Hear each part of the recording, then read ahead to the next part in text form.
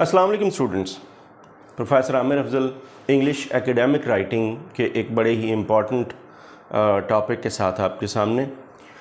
ये इम्पॉर्टेंट इसलिए है कि ये आप यूँ समझ लें कि आपकी एकेडमिक राइटिंग या रिसर्च राइटिंग का एक आखिरी स्टेप है, लेकिन ये सबसे ज़्यादा इम्पॉर्टेंट है क्योंकि ये आपकी रिसर्च जो आपकी फाइंडिंग्स हैं उनकी क्रेडिबिलिटी और उनकी ऑथेंटिसिटी से रिलेटेड है कि किस हद तक आपकी रिसर्च या जो आपकी राइटिंग है वो एक्सेप्टेबल है, वो पब्लिशेबल है और वो आप कह लें कि पब्लिकली हम लोगों को दे सकते हैं, स्टूडेंट्स को दे सकते हैं, रिसर्चर्स को दे सकते हैं, या हम उसकी एक वर्ल्ड वाइड या नेशन वाइड हम उसकी एक्सेप्टेंस चेक करते हैं। यह है पीयर रिव्यू। अब ये पीयर रिव्यू क्या है? You right a research paper, you develop your argument. आपने एक टॉपिक लिया, टॉपिक लेके तो आपने उस पर कंटेंट लिया, कंटेंट को एनालाइज किया, यकीनन आपने मेथड फॉलो किया, फॉर्मेटिंग की। लास्ट हमारे जो लेक्चर्स थे वो इसके APA स्टाइल और फॉर्मेटिंग पे थे, आपने उनको फॉलो किया। जब आपने पूरा लिख लिया और आपने अपना जो रिसर्च पेपर है you sent it to some journal के पास जाता है। जर्नल के पास फिर एक एडिटोरियल आप कह लें बोर्ड है, कुछ लोग हैं जो उसको रिव्यू करते हैं। तो जो रिव्यू है that is what peer review is. Reviewer के लिए क्या ज़रूरी है? रिव्यूअर के लिए ज़रूरी क्या है? रिव्यूअर रिव्यू करेगा कैसे? ये वो तरीक़ाकार हम इसमें डिस्कस करेंगे। फर्स्टली कि आपने एज अ रिसर्चर किन चीज़ों को जहन में रखना है। दूसरा, जब आप रिव्यूअर बनेंगे तो आपने किन चीज़ों को जहन में रखना है। तो हम इसको स्टेप बाय स्टेप एक डिटेल के साथ हम इस सीक्वेंस में डिस्कस करेंगे। मेरी रिक्वेस्ट ये है तमाम स्टूडेंट्स से और देखने वालों से कि आप इस पूरे सीक्वेंस को फॉलो कीजिएगा, क्योंकि ये एक पूरा सीक्वेंस इसके स्टेप्स हैं। पहला स्टेप इसमें यकीनन जब आपके पास जब मैं डिस्कस करूँगा कि आपका रिसर्च पेपर आया तो उसमें यकीनन पहले इसकी एक फ़र्स्ट रीडिंग होती है, फिर एक उसकी सेकंड रीडिंग होती है, एक पूरा प्रोसेस है, आप उसको फॉलो कीजिएगा। This is the first of a series of lectures on peer review. तो ये पहला है, पहले के बाद दूसरा, तीसरा ऑनवर्ड चलेगा, तो आप उनको फॉलो कीजिएगा, तो only then you will be able to understand. What we are going to see here is the overview of the review report format. हम एक ओवरव्यू देखेंगे कि जब आपकी रिव्यू किया जाता है एक रिसर्च पेपर तो उसकी रिपोर्ट कैसे तैयार की जाती है, उसकी फॉर्मेटिंग कैसे की जाती है, रिव्यू की फॉर्मेटिंग कैसे की जाती है।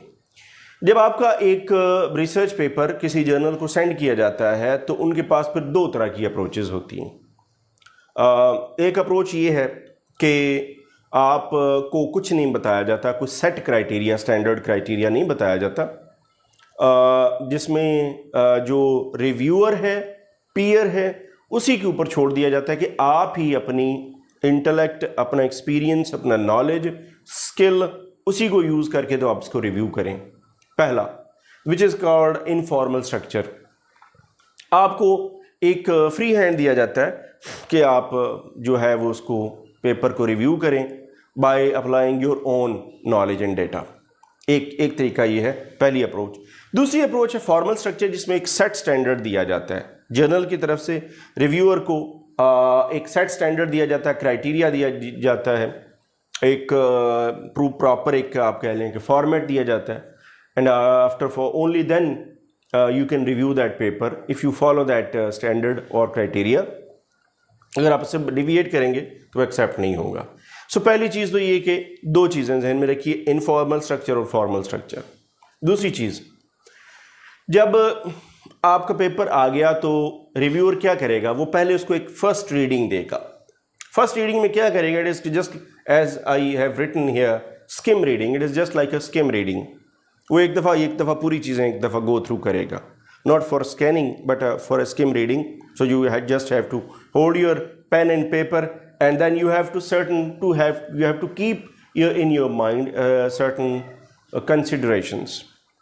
First read considerations क्या होंगी, कौन सी चीज़ें हैं आपने फर्स्ट रीडिंग में पेपर को पढ़ते हुए क्या चीज़ें जो आपने जज करनी है मैंने ब्रीफली यहाँ लिखी हैं। नंबर 1, सबसे पहली चीज़ क्या चेक करूँगी? Main question, your research question, your topic, what you are going to prove. सवाल क्या है ओरिजिनल जिसको आप डील कर रहे हैं, जिसको आप डिस्कस कर रहे हैं by applying your methodology, by using your data और कंटेंट और टेक्स्ट व्हाटसोएवर इट इज़। पहली चीज़ यू हैव पहली कंसिडरेशन ये चेक होगा कि आपका जो मेन क्वेश्चन है वो है क्या, आपका टॉपिक क्या है, आपका पहला क्वेश्चन डिस्कस होगा। दूसरी जो चीज़, originality of the topic, topic किस हद तक ओरिजिनल है, कॉपी नहीं है, डायमेंशन अगर कहीं से किसी और, जाहिर बात है रिसर्च में कोई भी चीज़ हरफ आखिर नहीं है। जब आप एक टॉपिक पे करते हैं तो उसकी कई डायमेंशंस निकलती हैं। आप एक टॉपिक पे कर लेते हैं तो आपको उसी से रिलेटेड कई और गैप्स नज़र आना शुरू हो जाते हैं, तो आप उन गैप्स को फिल करने के लिए मज़ीद रिसर्च करते हैं, एक नया टॉपिक बनाते हैं, एक नया रिसर्च पेपर आप निकालते हैं। Originality of the topic check होगी, टॉपिक किस हद तक ओरिजिनल है, कॉपी नहीं है या ये किसी से इन्फ्लुएंस्ड नहीं है। तीसरी चीज़, is the paper well written, लिखा कैसे गया है, इसकी लैंग्वेज और उसका स्टाइल, उसकी फॉर्मेटिंग, दोनों चीज़ें, इसकी आपने लेजिबल है, पढ़ा जा सकता है, फॉर्मेटिंग ठीक है, लैंग्वेज ठीक है। लैंग्वेज में अगर अभी ना भी जाएं तो उसकी जो अपेरेंट उसकी शक्ल है उसकी उस पर देखा जाता है कि पेपर किस तरह से लिखा गया है। चौथी चीज़ जो है, the fourth consideration is the consistency of the conclusions with the evidence. अच्छा, आपने डेटा लिया, टेक्स्ट ली या डेटा आपने एनालाइज किया, एनालाइज जब आप करते हैं तो आप यकीनन कुछ कंक्लूजन ड्रा करते हैं by following your question, conclusion draw करते हैं। अब आपके जो कंक्लूजन है वो कंसिस्टेंट होने चाहिए आपके उस डेटा या आपकी एविडेंस से जो आपने दी। आपके conclusion, your conclusion are the result of the analysis of the evidence that you have provided in the research.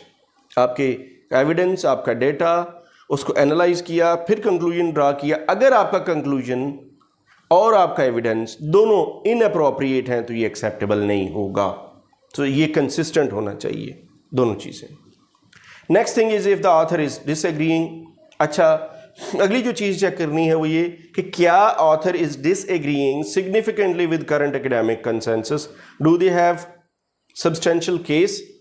अगर ऑलरेडी की हुई रिसर्च पे एक डिसएग्रीमेंट वाला क्वेश्चन लिया था ऑथर ने, रिसर्चर ने, तो क्या वो सिग्निफिकेंटली डिसएग्री किया, किस हद तक डिसएग्री किया, अपने क्वेश्चन को प्रूव करने के लिए, अपने टॉपिक को आप ये कह लें कि इसको प्रूव करने के लिए किस हद तक वो डिसएग्रीमेंट तक गया। अगर वो गया तो क्या जो उसने कंटेंट दिया वो सब्सटेंशियल है, क्या वो एक्सेप्टेबल है, ये नेक्स्ट थिंग आ गई। फर्स्ट रीडिंग की कंसिडरेशंस में जो लास्ट कंसिडरेशंस मेरी नज़र में वो है, if the paper includes tables और figures what do they add to the paper. अगर टेबल्स हैं, फिगर्स हैं, ग्राफ्स हैं, इस तरह की चीज़ें, तो क्या वो आपकी जो अंडरस्टैंडिंग है उसमें कुछ मदद करते हैं या वो बस सुपरफ्लूअस एक डायग्राम्स की हद तक हैं, किस हद तक है।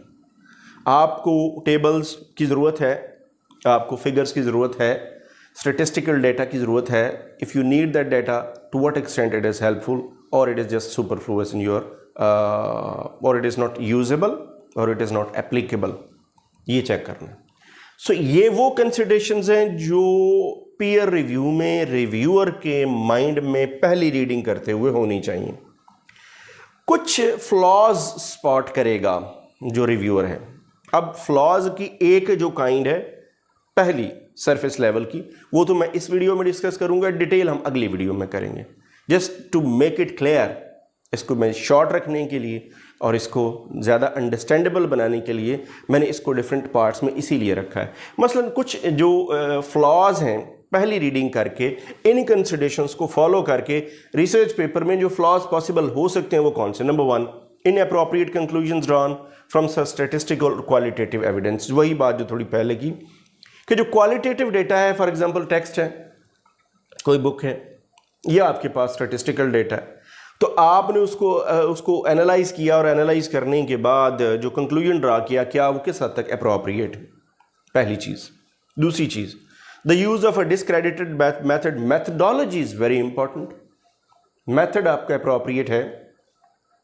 डिस्क्रेडिटेड मेथड, एक ऐसा मेथड जो उस रिसर्च में लग ही नहीं सकता, अगर आप वो यूज़ करते हैं तो ये भी एक पॉसिबल फ्लॉ हो सकता है पहली रीडिंग में ही। Ignoring a process that is known to have a strong influence on the area under study.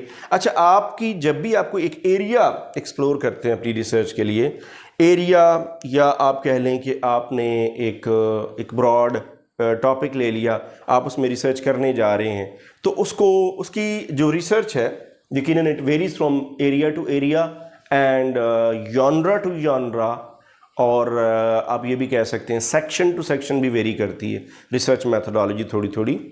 तो अगर आपने एक एरिया लिया और उसमें एक ख़ास प्रोसेस है, फॉर एग्जांपल आप ये देखिए कि क्वांटिटेटिव डेटा को एनालाइज करने के लिए और तरीका हो सकता है, क्वालिटेटिव का और है, दोनों रिसर्च अलग अलग है। तो जो प्रोसेस उसके लिए एक सेट है, क्या आपने उसको फॉलो किया है? अगर आपने उसको फॉलो नहीं किया तो फिर भी ये पॉसिबल आपका फ्लॉ है। ये 3 spotting I have spotted 3 major flaws in the first reading. So ये जो पहली वीडियो मैंने अभी तक, ये पहला लेक्चर जिसमें मैंने आपको चीज़ें बताई, ये पीयर रिव्यू के बारे में है। रिव्यूअर जर्नल के पास भेजा आपने पेपर, उन्होंने फर्स्ट रीडिंग की। फर्स्ट रीडिंग में कुछ कंसिडरेशंस थी, चीज़ें जो चेक होनी है, आपने एज अ रिसर्चर ये चीज़ें माइंड में रखनी है, रिव्यूअर ने इसको जज करने के लिए अपने माइंड में रखी, और पॉसिबल कौन से फ्लॉज हो सकते हैं, with some more flaws, with some more detail on the same topic. यहीं से सीक्वेंस को जारी रखते हुए इंशाल्लाह I will come back in next video. Thanks for watching.